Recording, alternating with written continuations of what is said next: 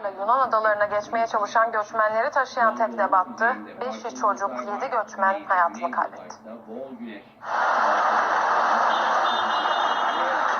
3 metrelik tekneyle çıktıkları yasa dışı yolculuk faciayla sonuçlandı. Ege açıklarında 5 çocuk 7 göçmen can verdi.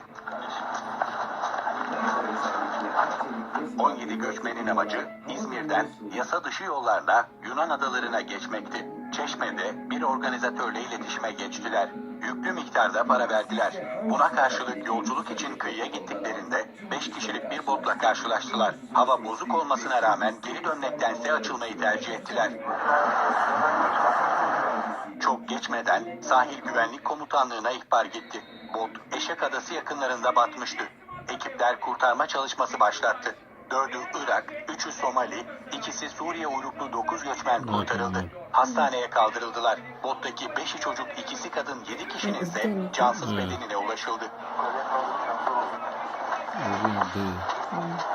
Göçmenlerden biri hala kayıp. Sahil güvenlik ekipleri arama çalışmalarını sürdürüyor.